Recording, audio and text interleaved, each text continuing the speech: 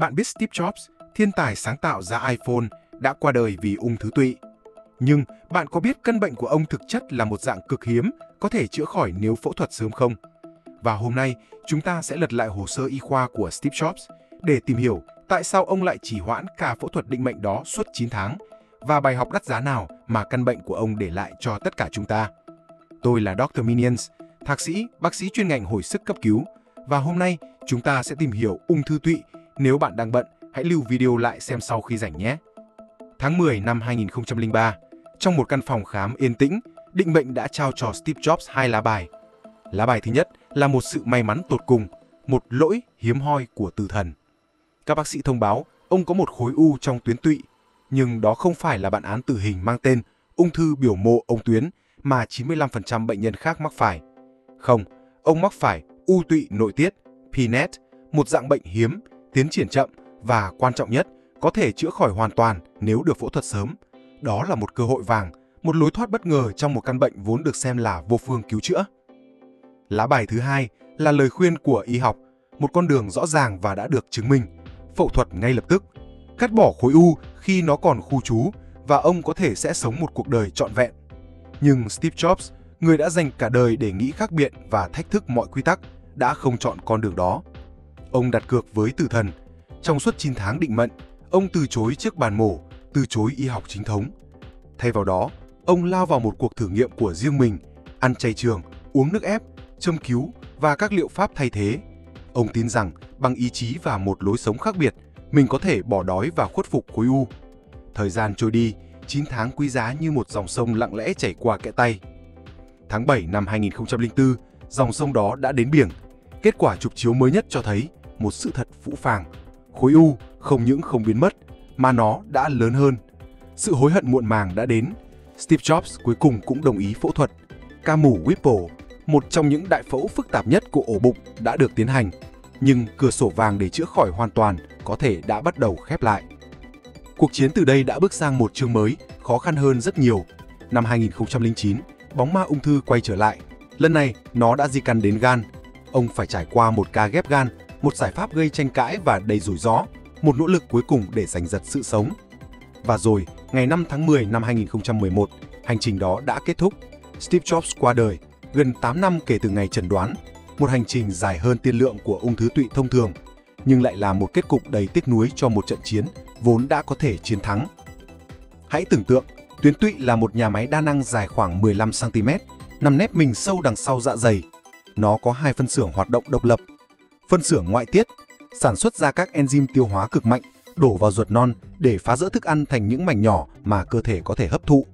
Phân xưởng nội tiết sản xuất ra các hormone mà nổi tiếng nhất là insulin và glucagon để điều khiển lượng đường trong máu, giữ cho cỗ máy cơ thể hoạt động ổn định. Khi nhà máy này hoạt động trơn tru, mọi thứ đều hoàn hảo. Nhưng khi một tế bào trong đó nổi loạn, ung thư xuất hiện.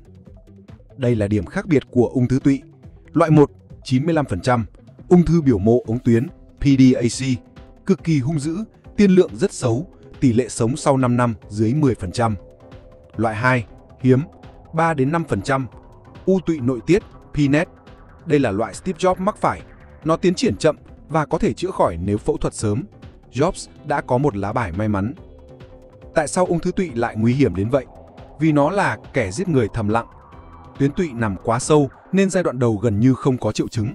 Khi các dấu hiệu xuất hiện thì thường đã muộn. Ung thư ống tụy, loại phổ biến, đau bụng trên lan ra sau lưng, vàng da, vàng mắt do u chèn ép ống mật, sụt cân không rõ nguyên nhân. PNET, loại của Jobs, triệu chứng còn mơ hồ hơn. Nếu khối u không sản xuất hormone thì nó có thể chỉ gây đau bụng không đặc hiệu. Nếu là u chức năng, nó sẽ sản xuất thừa hormone gây ra các triệu chứng kỳ lạ như hạ đường huyết, u insulinoma, loét dạ dày tá tràng nặng, u gastrinoma. Chính những triệu chứng hormone này đã giúp Jobs vô tình phát hiện ra bệnh của mình tương đối sớm qua một lần chụp MRI bụng. Để chẩn đoán chính xác, chúng tôi phải vào vai thám tử.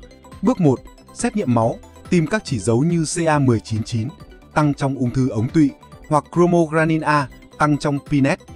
Bước 2, chẩn đoán hình ảnh, siêu âm, CT, MRI và đặc biệt là PET-H68, một loại vệ tinh đỏ thám cực kỳ nhạy chuyên dùng để tìm các khối u PNET. Bước 3, sinh thiết. Phương pháp tiêu chuẩn vàng là nội soi siêu âm, EUS, luồn một ống soi có đầu siêu âm qua miệng xuống gần tụy, sau đó dùng một cây kim rất nhỏ chọc qua thành dạ dày để lấy một mẫu thi khối u, SNA.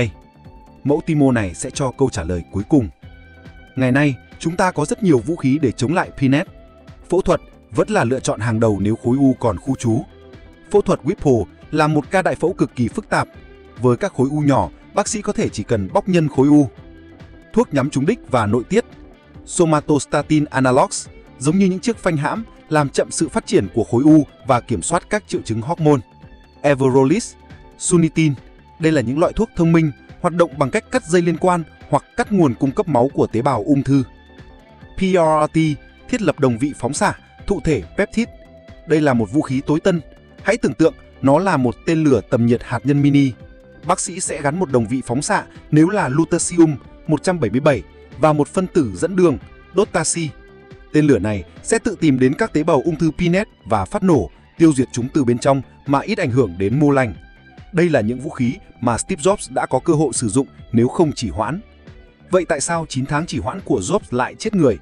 Một nghiên cứu lớn cho thấy, với bệnh nhân PNET có thể phẫu thuật, việc trì hoãn trên 3 tháng đã giảm đi 22% tỷ lệ sống sau 5 năm. Di căn gan thường xuất hiện trung bình sau 18 tháng nếu không can thiệp. 9 tháng của Jobs là một khoảng thời gian quá dài, đủ để các tế bào ung thư nhỏ nhất, vi di căn, có cơ hội trốn thoát và gieo mầm ở những nơi khác như gan của ông. Đây là bài học đắt giá nhất. Chế độ ăn uống lành mạnh, lối sống khoa học là những người bạn đồng hành tuyệt vời, nhưng chúng không thể thay thế y học chính thống, đặc biệt là phẫu thuật khi chúng ta có cơ hội chữa khỏi bệnh. Và nếu bạn chưa biết căn bệnh Crohn mà Mr. Beast mắc phải, click vào video này.